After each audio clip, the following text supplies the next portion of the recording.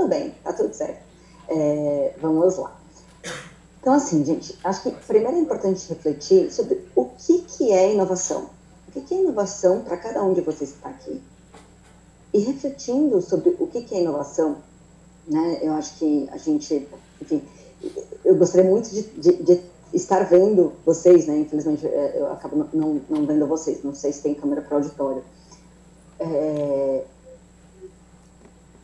Inovar não é simplesmente criar algo novo, não é criar uma invenção, né? É inventar algo, coisa que meu filho adora. Meu filho tem 5 anos, ele adora inventar, ele adora criar.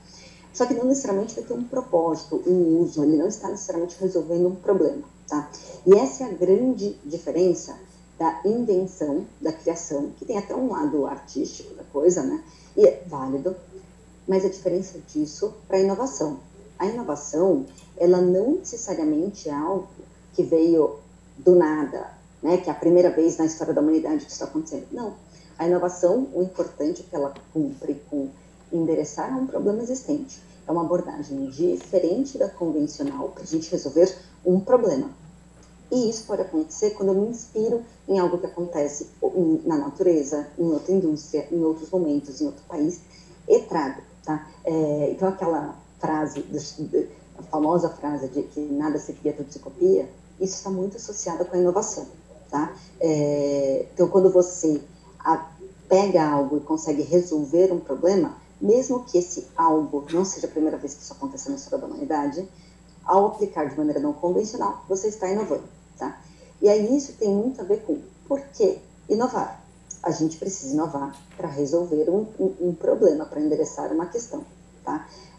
Esses pontos são chaves para o que a gente vai discutir daqui em diante e espero que para que vocês estejam também pensando e criando aí no Bootcamp, né? Quando a gente pega um evento como esse, um evento da Arena, ele já vem com uma provocação, ele já tem alguns desafios, já foram compartilhadas algumas questões com vocês, né? Porque não é simplesmente venham aqui e inventem algo, não é criem, sejam criativos, né? Não é isso, a gente procura fazer um avanço da humanidade. E aí, aqui eu já comentei um pouco, né? Mas se a gente for aterrissar para a saúde, quando a gente fala de resolver coisas, de endereçar problemas, o que seriam problemas antigos ou problemas existentes na saúde? A gente pode falar desde a perspectiva do paciente até mesmo da prática profissional ou da gestão em saúde, tá? Dores da indústria, do setor. Então, dor existe há muito tempo. A gente tem desenvolvido muitas soluções para isso, mas continua, né? Cada vez mais a gente continua tendo aí um desafio por motivações diferentes, como oncologia, depressão, enfim. Medo, o engajamento do paciente com os tratamentos, porque hoje a gente tem uma série de medicamentos desenvolvidos, mas a adesão, mudança de hábito, lembrar de tomar um comprimido todos os dias, a aceitação de uma doença crônica, isso é muito, muito desafiador, né? Não sei quem aqui já esteve como paciente, quem tem alguma questão de saúde, quem já acompanhou de perto, quem é cuidador, mas mudar hábitos. Não estou falando só de mudar a alimentação, de fazer caminhada, não. Eu estou falando, inclusive, de incorporar que todos os dias da sua vida você vai ter que tomar um ou N comprimidos, ou que você vai ter que tomar uma injeção, né? Isso não é simples, né? Existe todo um processo de negação, de esquecimento e tudo mais. Existem os custos crescentes, que é um desafio, gente, assim, muito característico da indústria da saúde, que tem uma inflação acima da média. Por quê? Os custos, a tecnologia, ela cresce para o mundo todo, em todas as áreas. Mas na saúde, quando a gente cria uma nova tecnologia, não necessariamente a gente está se livrando de outra. A gente não está substituindo o antigo pelo novo. Muitas vezes, a gente está agregando uma nova coisa. Querem exemplos? Vamos lá. Hoje a gente tem PET-CTs, né? Equipamentos maravilhosos que a gente consegue ver o movimento das células tumorais, colorido, não sei o quê. Só que, mesmo hoje tendo PET-CT, tomografia, ressonância magnética, a gente continua tendo a ultrassonografia. E que não é só porque são regiões remotas que ainda não tiveram acesso à tecnologia. Não, isso em hospitais de ponta, instituições super conceituadas, profissionais conceituados precisam, porque tem indicações específicas. Então, cada equipamento, a cada dispositivo novo que a gente foi desenvolvendo e incorporando nas nossas instituições de saúde, a gente precisou criar novos espaços, novas tabelas e tem novos custos adicionados, tá? Não substituindo. Isso é o que explica, em parte, o crescimento de custos em saúde, além da transição epidemiológica que a gente tem, de doenças que a gente tinha, que eram agudas e matavam mais rápido e mais cedo. Hoje a gente tem doenças crônicas que se alongam até o fim, enfim, por muitos anos da vida das pessoas. Tá? O desalinhamento do incentivo entre os players do setor, acho que isso aqui é um ponto também que tem que ficar claro. Eu não sei o background de quem está aqui na plateia, mas acho que é sempre bom tocar nesse ponto, que é assim, quem são os players, né? A gente vai ter a indústria, a gente tem os provedores de saúde, provedores, hospital, médico, enfermeiro, ambulatório, quem presta o serviço de saúde, tá? Seja atenção primária, secundária, terciária. A gente vai ter os pagadores, e os pagadores são inúmeros, tá? Tem o próprio paciente, às vezes, que paga, seja via imposto, e aí, de maneira mais direta, o governo, ou o beneficiário do plano de saúde, e aí a gente tem, em última instância, o próprio plano de saúde fazendo o pagamento, mas quando a gente tem um plano, pode ser que ele seja pago por um empregador, né? Então, a gente tem a empresa que tem um funcionário, que tem um benefício do plano de saúde. Todos esses são stakeholders, são players, tá? Que estão interagindo e têm incentivos diferentes. E essa dinâmica gera uma competição interna, em que não necessariamente a gente está fazendo de tudo pelo melhor da saúde daquele indivíduo, né? E existem diversos indivíduos, a gente está falando no nível individual ou no nível populacional. Então, a gente tem ali alguns dilemas, além do desalinhamento de incentivos. E também, óbvio, aqui só para enumerar alguns, tá? Mas são problemas sérios, relevantes, que precisam ser endereçados, como a falta de informação e transparência na cadeia, né? Lógico que ao longo do tempo a gente até brinca que tem Dr. Google, né? A maioria das pessoas, assumo, se não me engano, o número é 85% das pessoas hoje, antes de ir procurar um profissional de saúde, ela pesquisa no Google o que significa aqueles sinais, aqueles sintomas, o que é aquela doença. Então, a gente tem um paciente cada vez mais empoderado, só que a gente tem um desafio aí de letramento, porque às vezes a informação é muito complexa ou não é o mesmo nível, no sentido não do linguajar, mas da profundidade do conteúdo. A gente tem um desequilíbrio aí entre as partes, e uma parte está menos preparada que outra para poder identificar alguns conflitos, né? Esses são alguns dos desafios, tá? Só para inspirar vocês devem estar vendo uma série de outros desafios locais aí do hospital e mais temáticos. Aqui já comentei um pouco, mas só para trazer um pouco a sardinha, né, para o meu lado, como enfermeira, quando a gente fala de inovação, ela pode ser de produto, de processo, ou até mesmo de modelo de negócio, né? A própria profissão de enfermagem foi uma grande inovação. A partir da experiência da Florence Nightingale, da primeira enfermeira, né, assim reconhecida da história, durante a Guerra da Crimeia, lá na Ucrânia, mas isso não é só da guerra de agora, anterior, ela reorganizou o processo de cuidado, porque ela percebeu que tinha algumas coisas que ajudavam numa melhor sobrevida dos soldados que estavam ali. Então, ela dividiu por grau de complexidade, por risco de contaminação, teve uma sistemática de avaliação dos pacientes, e isso ajudou a sobrevida das pessoas e a gestão da equipe. Olha que legal. Nisso, além de melhorar a vida das pessoas, ela acabou criando, o processo de enfermagem, e dois, a profissão dos enfermeiros. Tá? Então, assim, como boa enfermeira, eu gosto de citar esse exemplo aqui como um case do o que é inovar na prática, tá? Que vai muito além de criar um smartphone ou uma coisa super bacana, que também é importante, mas só para dar um exemplo um pouco fora da caixa. Já falei um pouco que inovar não é inventar, né? Mas, então, o que é? E para que a gente deveria inovar? A gente já falou o que é, para quê, né? Mas para quem? A gente pode inovar para diversas pessoas, mas será que a gente precisa inovar para todas elas ao mesmo tempo? A gente precisa ter foco. E um termo que já é falado aí há alguns anos, né, é o FOMO, Fear of Missing Out, a fobia de você estar perdendo alguma coisa. Então, as pessoas querem checar todas as caixinhas, né? Elas querem agradar a todo mundo, endereçar a muitas pessoas, ter uma coisa de muito impacto. Só que isso faz com que elas não sejam muito produtivas nem assertivas, e que as suas soluções ou nunca saiam do papel, ou nunca realmente cumpram o seu objetivo e acabam não ajudando ninguém. Em vez de não ajudar muitas pessoas, não ajuda ninguém. Então, eu recomendo, e aqui eu trago uma analogia, de pense em quem é essa pessoa, quem é que vai se beneficiar diretamente, quem é o foco da inovação ou da solução que vocês estão desenvolvendo. A imagem, agora apareceu para mim, não estava aparecendo. É como se vocês encontrassem uma chave na rua, tá? Então, vamos lá. Isso costurando aqui o que, para quê e para quem, tá? Vou trazer algumas analogias aqui para vocês. Imagina você está andando na rua e encontrou uma chave. Aí você fala, nossa, que legal essa chave. Ela deve abrir alguma coisa. E você pega essa chave e começa a testar. Até encontrar o que ela abre. Se você tenta criar uma invenção e depois ver para que ela serve, é como se você tivesse uma chave sem saber para que você quer, o que vai aparecer. E se algum dia na sua vida você vai fazer nessa jornada e encontrar uma utilidade. Porque essa chave pode abrir uma porta de uma casa, a porta de um carro, uma caixinha, um cofre, ou absolutamente nada. Não só porque você não encontrou a fechadura correta. Pode ser que um chaveiro fez uma chave com erro, uma cópia errada, e ela não serve para nada. Ela simplesmente tinha sido descartada porque ela foi feita sem conseguir abrir nenhuma porta. Tá? Esse é o nosso risco quando a gente simplesmente cria primeiro e depois procura uma utilidade. É uma jornada muito mais árdua e pode chegar a lugar nenhum. Agora, com relação a quem? Imagina que você resolve comprar um carro e na hora que você vai na loja, em vez de você pensar só nas suas necessidades, então assim, para que você precisa de um carro?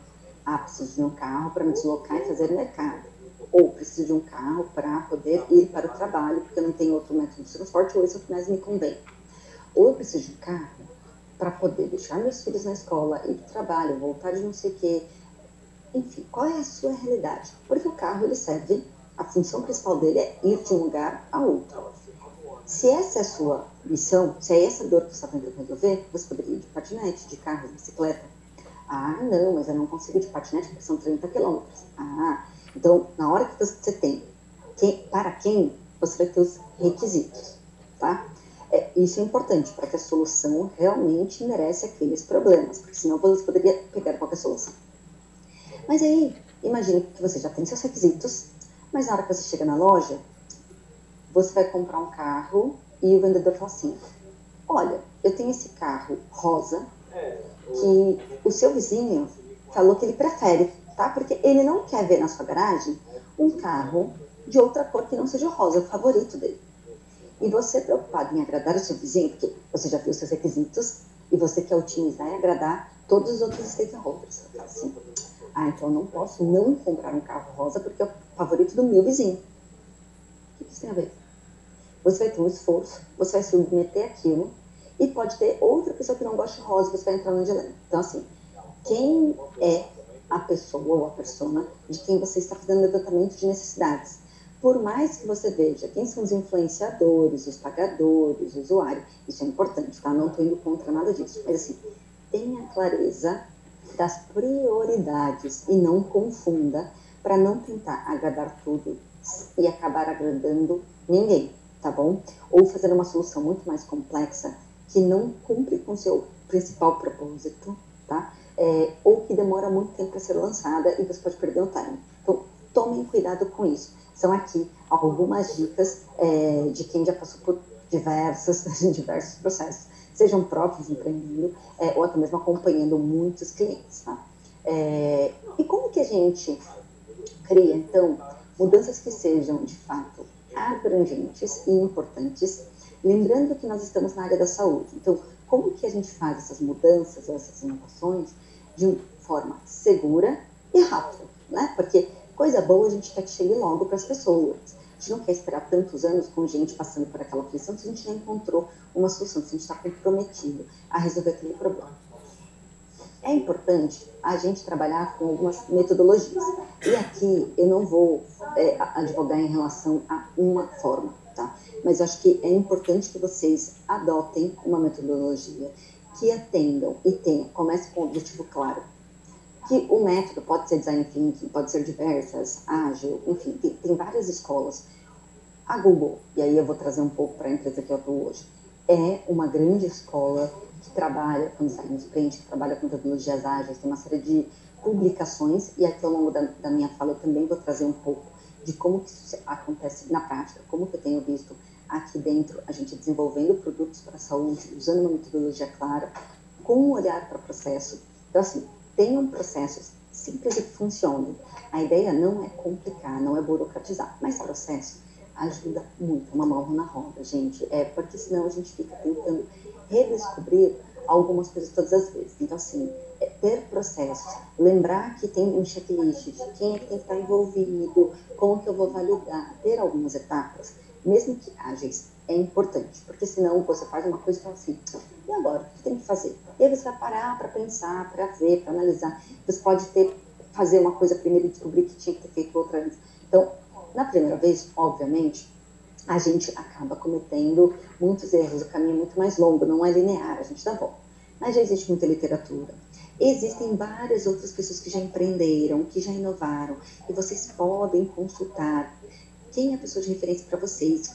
Discutam, conversem, vejam quais são os processos dentro da instituição ou mesmo na vida, se vocês forem criar, desenvolver algo.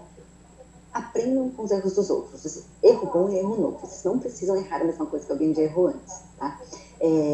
A cultura vai depender, vai influenciar muito. Se vocês estão num lugar, num espaço, num momento da sociedade em que tem abertura para a gente poder inovar e respeitar esses ritmos ou desafiar, isso também é importante, mas ter clareza, tá? De que ponto, de que contexto você está inserido.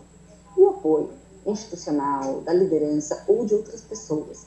Se a gente for falar de empreender fora de uma instituição, tem o clássico para investimento, que é o Triple F, né? o F, os 3 Fs, que é o Family, Friends and Fools, que vem do inglês, que é família, amigos e idiotas, que são as pessoas que vão te apoiar, seja financeiramente ou com ideias, com conhecimento. Mas a gente brinca, né, do Family, Friends and Fools, mas são as primeiras pessoas que vão estar ali do seu lado e te dar apoio para continuar. Mas também não queiram simplesmente se iludir e ter pessoas que vão falar o que vocês querem ouvir, tá? É muito importante estar do lado de pessoas que vão dar os caminhos das pedras e falar, isso aqui não funciona por causa disso, disso, disso. Aqui já foi tentado isso, aquilo. Não tentem ouvir que vocês estão certos o tempo todo. É importante também ouvir onde está errado e onde não dá certo, tá? É um desafio, admito. E aqui, trazendo um pouco para o caso dos seus pais, vou trazer o hospital como narrativa, tá? Mas entendam que saúde é muito mais do que isso. Se eu perguntar para vocês, o que é um hospital moderno? O que é um hospital repleto de inovações?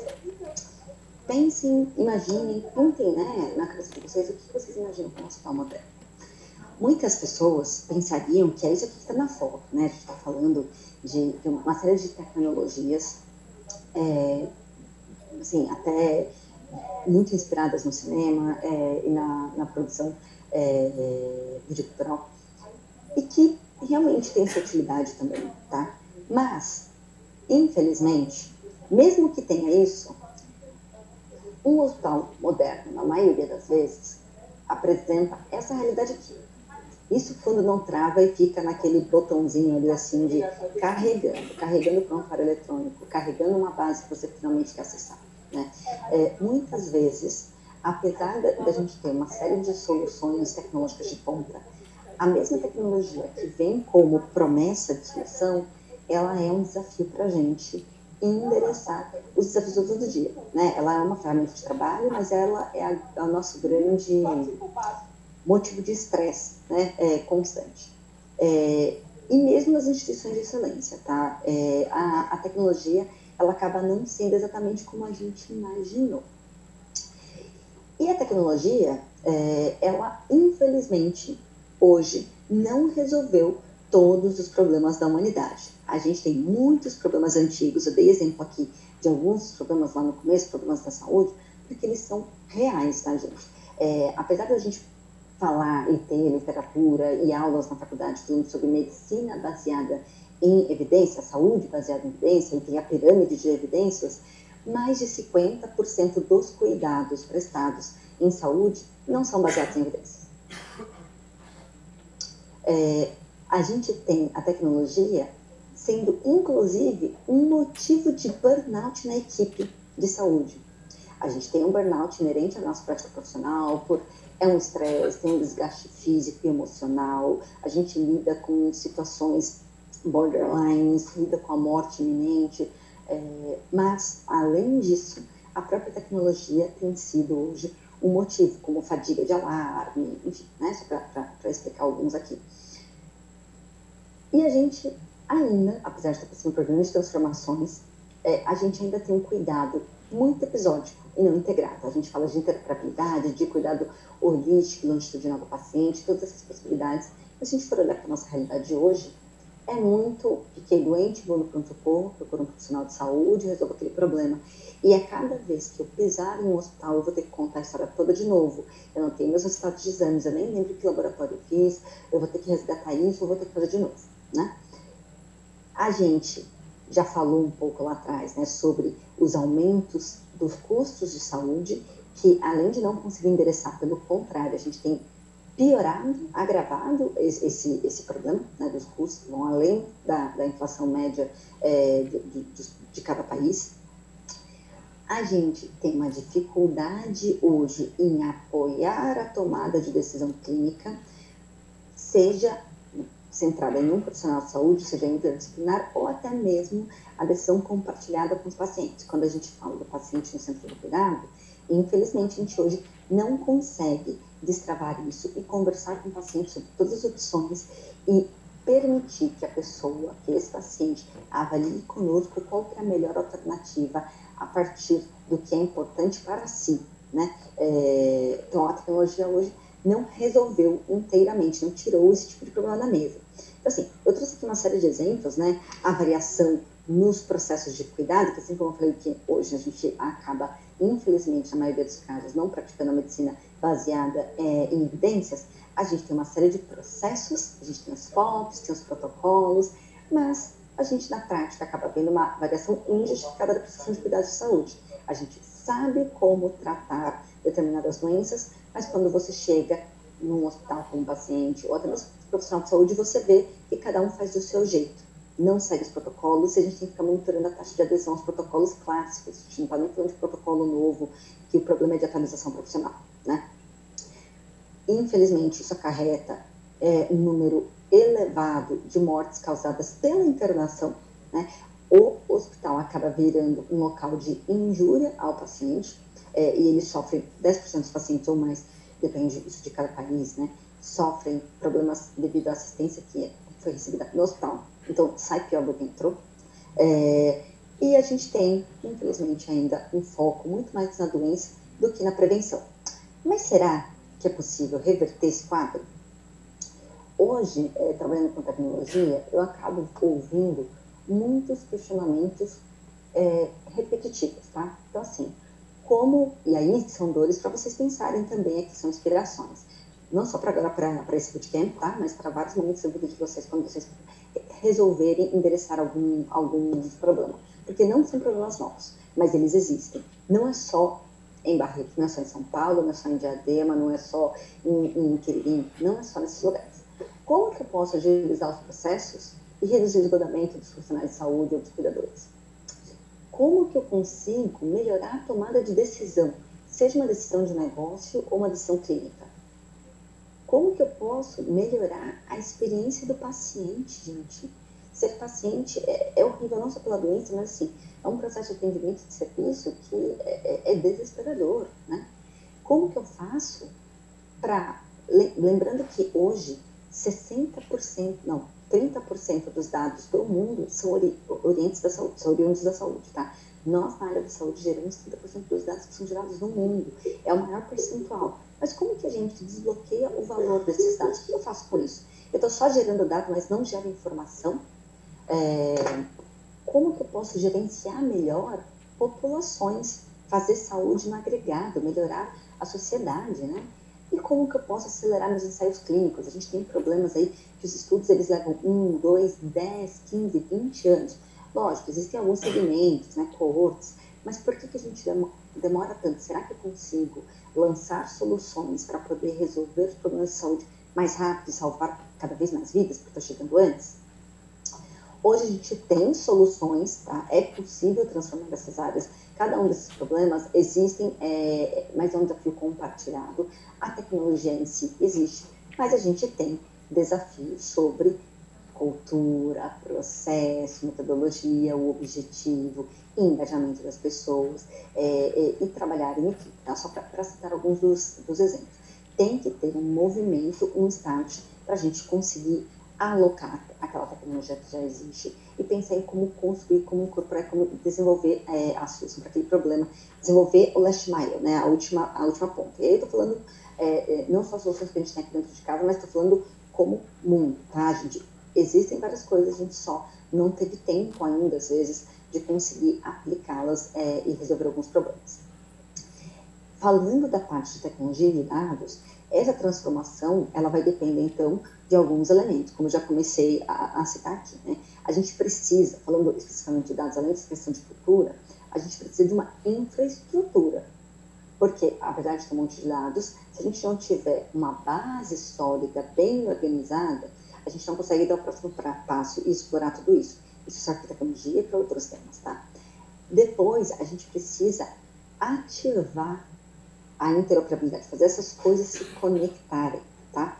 Para daí sim explorar os insights acionáveis. E aí a gente vem com todos aqueles temas de inteligência artificial, machine learning, aplicando a diversas áreas de negócio. Então, temos uma jornada, é importante fazer a lição de casa, ter bases sólidas. Não significa que é só o final desse processo que a gente tem resultados. Existem quickWins. Ao estruturar, ao resolver problemas de dados, a gente já começa a ter benefícios, fica mais fácil trabalhar e sente isso para o profissional na prática, né? Mas é isso que vai habilitar coisas muito maiores no futuro. E aí, como que a gente faz aqui dentro do Google?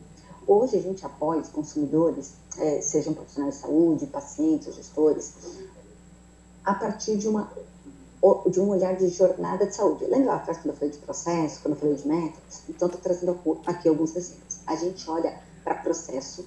Em saúde, a gente divide entre jornadas de cuidador, jornadas do consumidor, que tem jornadas específicas dos crônicos, por exemplo, tá? E jornadas gerais do consumidor. Então, eu vou ter a jornada olhando para 4 momentos chaves, que é como a gente divide aqui. O momento de descobrir, de entender, de decidir e de monitorar, tá? A gente descobre que tem uma doença, uma condição, um risco, ou também descobre que é importante prevenir, tá? Então, o descobrir pode ser tudo isso. A gente se depara com orientações de saúde para poder se cuidar mais, entender o que é isso, o que é a doença, o que está envolvido, o que é o tratamento, tomar uma decisão e conseguir acessar os cuidados, né? Porque a partir do momento que envolve a decisão, não basta desejar, a gente tomar uma decisão e conseguir acessar aquilo. E depois monitoramento para uma ação constante. Aí, se a gente for pegar um PDCA, por exemplo, que é outra metodologia também super válida nesse momento. Assim, estou dando um exemplo de como a gente olha para jornadas num nível mais macro, trazendo todos os pontos chaves que tem. Isso aqui é replicável, tá? E aqui eu vou dar um exemplo a partir de uma jornada, de como que a gente vê aqui a inovação acontecendo na prática, como que as soluções se encaixam, pensando na jornada de um paciente. Então, eu tenho um time. O time, ele mudou para uma cidade nova recentemente, por causa do emprego, e ele, dentro desse processo todo de mudança, ele começou a fazer corrida de rua, e ele usa o relógio dele, o Google Fit, que é o aplicativo, para planejar e monitorar essa nova atividade física, tá? E nos últimos dias, ele começou a se sentir cada vez mais cansado. Aqui está a jornadinha dele, né? Como que ele desenha a rota, planeja, começou a perceber. E ele falou, deixa eu checar aqui, eu tô cansado. Ele resolveu fazer um screening, né? Ele abriu o aplicativo e foi ver como que ele estava, como que estava a respiração, foi monitorar os sinais vitais dele. E aí, ele recebeu um alerta de que, olha, os seus parâmetros estão um pouco fora do normal. E aí, ele falou assim, e agora? O que eu faço? Estou numa cidade nova, como que eu vou procurar atendimento de saúde? Lembrando que são diversas jornadas, né? A gente tem pessoas que já têm uma rotina, nesse momento buscaria alguém de confiança ou o seu médico tradicional. Então, isso já seria um outro tipo de jornada. Aqui a gente está pegando alguém que não tem, para reconstruir a sua rede. Tá? Então, o time resolveu ir lá na internet e buscar, para buscar atendimento médico, buscar referências de onde ele poderia encontrar atendimentos de saúde adequado. Ele foi procurando os profissionais de saúde perto dele, dentro dessa região que ele habita, onde ele estava interessado em ir, foi vendo a classificação e viu a disponibilidade de agenda desses profissionais para poder tomar, assim, buscar ajuda para entender o que é que estava acontecendo com ele. Ele sabia que não estava bem, mas ele não sabia o que era e até para se preparar para a próxima etapa de o que fazer, quais seriam as decisões, né? Ele buscou, fez o agendamento e compartilhou os seus dados de saúde para que o médico pudesse se preparar para a consulta. Já que ele estava passando a primeira vez por esse atendimento, depois que agendou, ele já começou a separar quais informações de saúde ele iria compartilhar com o profissional que iria atender. E da mesma forma, o médico, a doutora Arabelle, aqui no caso, também pôde se preparar. Ela recebeu os dados clínicos que o time resolveu, decidiu, e tem aqui toda uma questão de gestão de dados, de confidencialidade, de segurança da informação, tá? Foi o paciente que tem um consentimento aqui, ele decidiu, ele escolheu o que, por quanto tempo e com quem, compartilhou os seus dados clínicos que estavam centralizados, porque a gente está falando aqui de dado clínico do paciente, do aparelho clínico do paciente, ao paciente tem acesso, olha que lindo, que sonho, compartilhou os dados, a médica, a doutora Anabelle, pode se preparar. Durante a consulta, ela explicou que, além de vê-lo e receber aquelas informações, ela precisaria de mais algumas coisas, e solicitou alguns exames complementares, para daí sim tomar a decisão.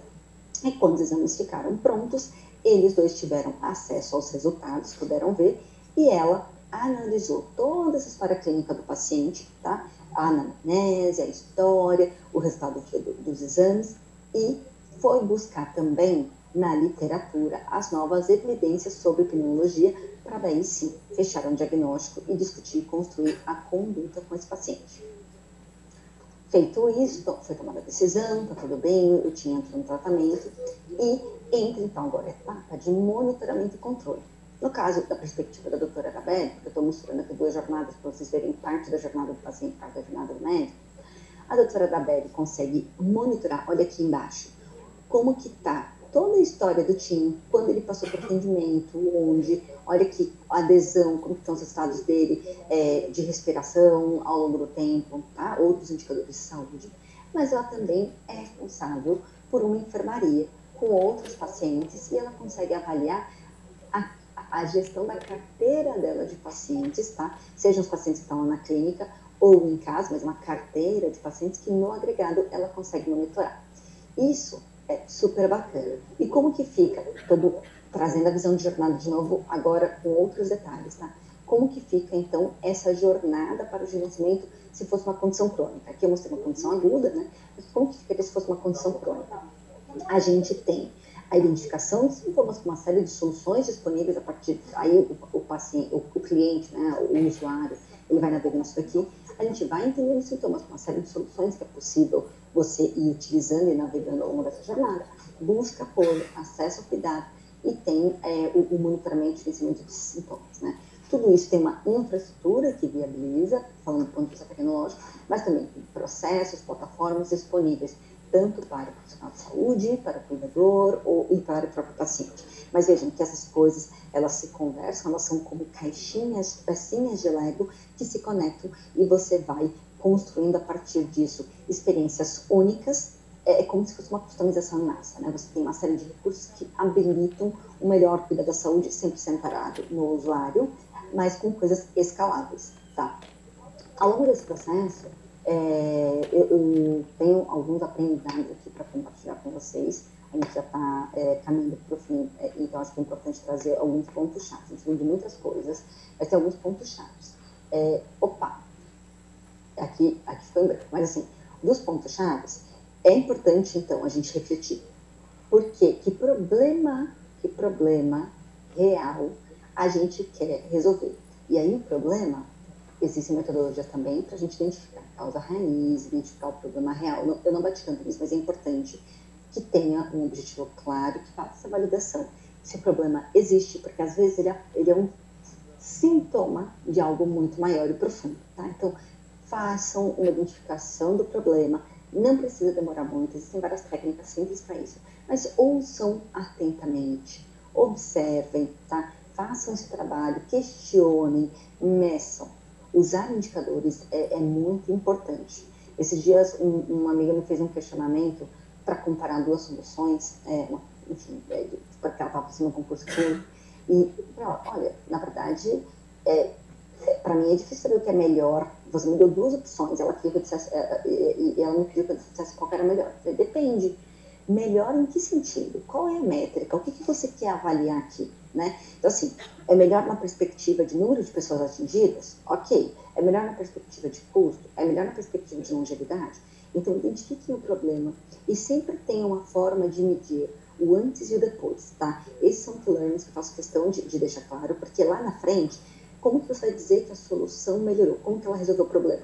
Se você não consegue comparar o antes e depois, fica difícil você dizer se você resolveu ou não, se melhorou ou não. Pode ser quantitativo ou qualitativo, mas tem um problema definido e uma forma de medir que esse problema existe, uma forma de medir se a solução resolveu esse problema, tá? Então, problema muito claro, problema de quem, quais são os requisitos, não precisa ser muitos, tá? Mas foco é importante, clareza nisso tudo, tem um processo, não precisa ficar preso a algumas coisas, a gente pode pivotar ao longo do tempo, mas tenham clareza, tem um processo para onde começar e coisas que consigam apoiar vocês na decisão de quando é hora de pivotar, de mudar de abordagem, de descartar uma hipótese, de descartar uma solução, tá bom? Esses são alguns aprendizados chaves importantes. Existem diversas ferramentas como jornadas de usuário, enfim, design thinking, são todas muito bacanas. Aí é uma questão de fica a critério de vocês, a gosto do freguês, ou dentro do edital, dentro da cultura da instituição que vocês tiverem, tá? Deixo isso como key learnings. E aí, aqui hoje, trazendo mais um exemplo, e acho que inspiração para vocês, como que a gente pode usar a tecnologia para ser um facilitador dentro dessa jornada de saúde, né? E aí, quando eu falo de saúde, e eu estou falando de uma cadeia de valor muito ampla, que eu tenho lá aqueles stakeholders, planos de saúde, os provedores, as farmacêuticas, empresas de biotech, medtech, atacadistas, todas elas. E a gente tem desafios relevantes, desde do cuidado, de fato, até mesmo a sustentabilidade do setor, a automação de processos, insights, apoio à decisão clínica, letramento, conteúdo, como que eu faço para estar up-to-date com a informação mais relevante, seja no profissional de saúde ou paciente, sem me atrapalhar com as fake news, né? Como que eu equilibro isso? Sempre um desgaste também, porque não dá, é humanamente impossível a gente ler tudo que é gerado a cada dia. Então, existem aqui algumas coisas que a gente tem aqui como pontos, principais pontos em que a gente tenta endereçar hoje aqui em Google Health, tá? Eu estou trazendo alguns aqui, essa aqui é uma informação pública, então eu posso compartilhar com vocês. São algumas das áreas que a gente tem trabalhado com a indústria de saúde. E faço um convite para vocês, deixo aqui a provocação de convidar vocês para que a gente possa, e aí a gente, enquanto ecossistema, tá? Que eu sou uma entusiasta do setor, para que a gente consiga fazer uma jornada de saúde melhor e construir esse futuro juntos, né? Fico à disposição, eu vou deixar meus contatos aqui para vocês, podem mencionar, a gente vai conversando, mas pensem aí como que vocês podem ajudar a obter eficiência operacional das instituições de saúde, desbloquear o poder desses dados que a gente coleta, o que a gente pode fazer, impactar a saúde das pessoas, de fato, com tudo isso, transformar o cuidado, inovar, oferecendo cuidados modernos, mas melhorando a eficiência do cuidado, gerando acesso à saúde, tá bom? Tenham sempre isso em mente e empoderando esse consumidor. Tá aqui meu contato, queria também ouvi-los, vou aqui parar o compartilhamento para poder ouvir, ver se tem perguntas, o que vocês querem dizer, fiquem à vontade.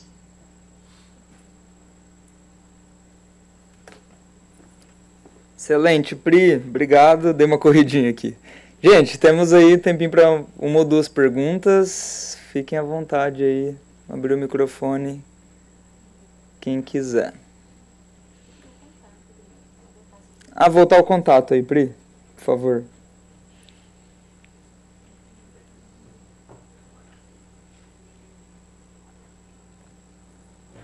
Boa. E aí, gente? Maurício tá com cara de pergunta. Vai lá. Estão refletindo. Bom dia, Priscila. Obrigado pela apresentação aí. Quais são as abordagens hoje que alguma startup pode fazer com o Google para estabelecer alguma parceria, alguma coisa assim? Ah, legal, legal. Então, assim, falando de startups, tá? O Google tem programas, tem o Google for Startups, vale a pena, só digitar lá e procurar quando procura construção, os editais, quais são os temas que estão sendo procurados, mas tem um programa para startups, com mentorias, enfim. Mas esse é um programa que tem batches, tá? Tem um programa de aceleração. Além disso, mesmo que você não esteja no Google for Startups, a gente tem as áreas de Digital Natives, então são as empresas de serviços digitais, e tem os outros negócios que não necessariamente são digitais, podem ser negócios mais assistenciais, que você começa uma jornada auto-instrucional, você tem uma série de materiais lá no site, tem workshops, você consegue tirar certificações e tem os cursos que eu divulgo com uma certa frequência no meu LinkedIn, todo início de semana eu compartilho os laboratórios que são de graça, ao vivo, hands-on com a nossa equipe. Geralmente eles são remotos justamente para serem mais inclusivos tanto numa questão de localização, porque enfim, o escritório, a gente tem dois escritórios, duas regiões de escritório no Brasil, né? A gente tem mais do que isso, mas assim, as regiões são São Paulo e Belo Horizonte. Então, para a gente poder estar junto de todas as organizações no Brasil como um todo, a gente faz essas atividades hands-on online. E o outro ponto, quando eu digo de acessível, é porque quando a gente fala de tecnologia da informação, elas permitem uma acessibilidade com relação a outros fatores, como restrições de saúde mesmo, ou de condições de vida, que permitem, a gente tem tecnologias que permitem pessoas, enfim, acessarem não só de locais remotos, mas conseguirem participar do treinamento, independente se elas escutam, se elas ouvem, se elas enxergam, né, se tem problemas de mobilidade, enfim. Então, isso é super bacana, são programas de capacitação que você pode fazer de maneira pontual ou entrar em uma trilha de desenvolvimento. Recomendo muito, muito mesmo. Fiquem atentos aos calendários. Tem atividade presencial. Em breve a gente vai ter um Innovators Here, se não me engano, não lembro o nome do evento. A gente vai ter um evento aqui em São Paulo, com transmissão online também. Vai ter Summit, então tem atividades. Fiquem atentos que a gente tem as atividades. A gente tem o Google Campus, no Oscar Porto. Tem muita coisa legal mesmo. Tem newsletter, tem material, tem trilhas e tem soluções já pré-prontas, tá? Acho que isso é importante quando a gente fala de cloud. Eu não sei se todo mundo entende o que é Google, o que é Google Cloud. Assim, Google são todos aqueles produtos que as pessoas conhecem.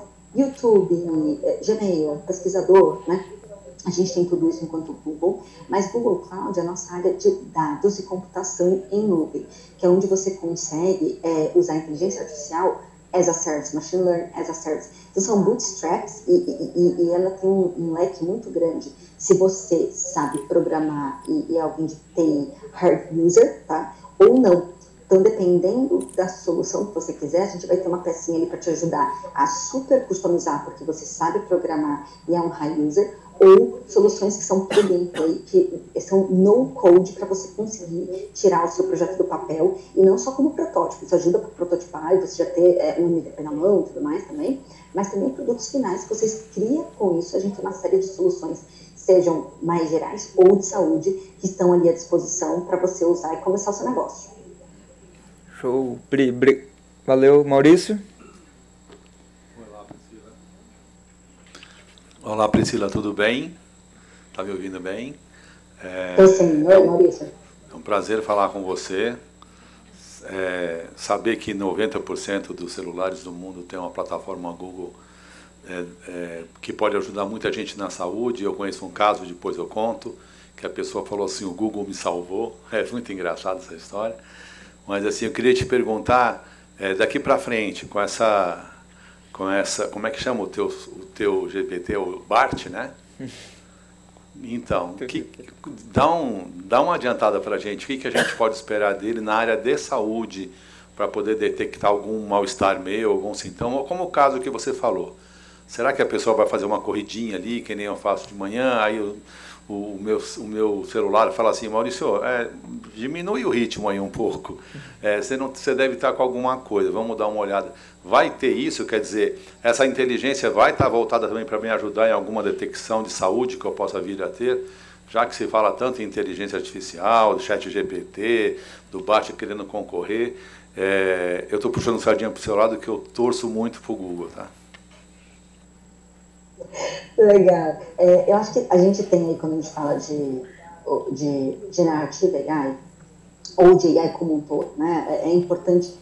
O que eu falei aqui ao longo desses 40 minutos, digamos assim, tem muito a ver com isso, que é assim, que problema eu quero resolver, e aí eu vou pegar a solução adequada para resolver aquele problema. E inteligência artificial não é um assunto novo, mas eu fico muito feliz de ver o como agora é um assunto que você conversa com qualquer pessoa em qualquer lugar, né? Não fica restrito ao pessoal só de tecnologia ou que gosta dos assuntos mais, né, complexos. Hoje é um assunto que a gente discute, assim, aqui, mas em diversos outros espaços. Então, acho que a gente está passando agora por uma democratização do tema de inteligência artificial. Dito isso, a gente, e que é um tema antigo, na verdade, a gente tem novas soluções sendo criadas, mais robustas, complexas, né, com a capacidade de entender melhor o contexto, de trazer insights de maneira diferente, porque a IA já trazia, né? A gente tinha formas de aprendizado muito elaboradas e avançadas, só que agora a gente tem uma nova tecnologia chamada Generative AI, que é uma solução criativa. Ok. Aí eu vou pegar alguns dos exemplos que você disse aqui de aplicação, né? Hoje, aquele exemplo que eu mostrei do Tim fazendo o reconhecimento dos seus sinais vitais é um produto real, tá? Que usa a inteligência artificial por trás, que consegue reconhecer os padrões. Ele não faz o papel de um profissional de saúde, mas a gente tem soluções hoje que com a câmera do celular, como ela, se a gente usar, tem RGB, né, o Red, Green and Blue, se eu usar só o Red, só o vermelho na imagem, eu consigo aferir sinais vitais e eu consigo fazer alguns exames com um grau alto de acerto, tá? Isso tem publicação na literatura, a gente tem artigos publicados no Nature, em papers relevantes, tá? Mostrando como o uso dessa tecnologia consegue, com precisão, aferir frequência respiratória, frequência cardíaca, pressão, e consegue fazer, se você analisar o olho da pessoa, ela consegue também distinguir pressão, sexo, idade, enfim, tem uma série de parâmetros super legais que você consegue fazer um exame físico à distância. Super, super legal mesmo. Então, a gente já tem IA para isso.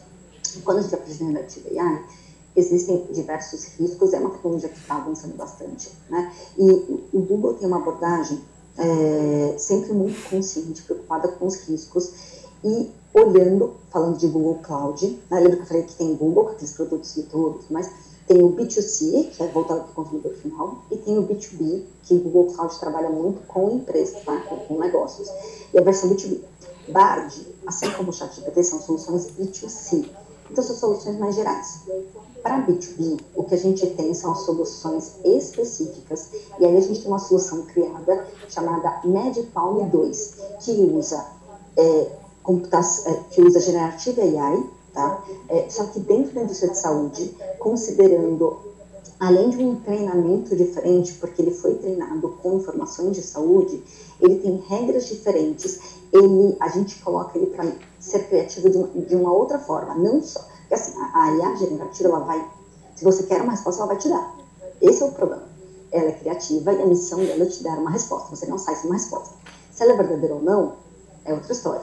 Então, quando a gente aplica ela da maneira errada, a gente corre grandes riscos e sai frustrado, tá? Então, que problema eu quero resolver, com que solução? Não adianta querer fazer uma pesquisa acadêmica com uma ferramenta criativa, né? Então, assim, vamos lá, se você quer eu tenho que ir numa base de dados, se eu quero fazer um levantamento da literatura, tá?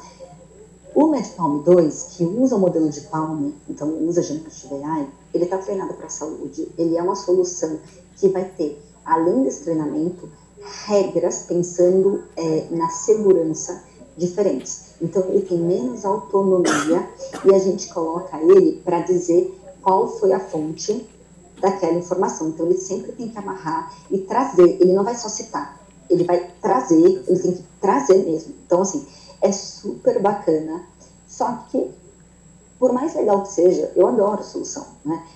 ela tem que ser usada para o propósito adequado. Então, se a gente for falar, por exemplo, de pesquisa clínica, é uma área muito rica, porque ele consegue procurar nas bases de dados, trazer o que tem de mais recente em desenvolvimento de medicamentos naquele item e te atualizar especificamente para aquilo que você precisa. Por exemplo, oncologia, que tem muita coisa customizada hoje em dia e você não tem como estar a par de tudo, mas o paciente pode se beneficiar muito daquela coisa específica que é só para ele. Então, são aplicações diferentes, tá? Agora, monitoramento remoto de paciente, em que eu tenho ali alertas, eu tenho interação, chatbot, tem uma série de coisas já disponíveis hoje, inclusive criadas para a saúde, que podem ser já aplicadas com muita responsabilidade, tá? Isso é importante, responsible AI. Existem princípios éticos, tá? Para que a gente não tenha bias, que a gente não tenha exclusão de pessoas. Tem uma série de coisas que a gente tem que estar preparado enquanto indivíduo, enquanto profissional, quando desenha um projeto, porque enquanto Google, a gente seleciona que projeto vai poder usar aquela tecnologia. A gente não permite que a gente tem o princípio de no harm. Então, se não for utilizada por bem, a tecnologia não fica disponível, não pode ser aplicada. Tá? Então, a gente é muito conservador, porque é uma corresponsabilidade nesse sentido.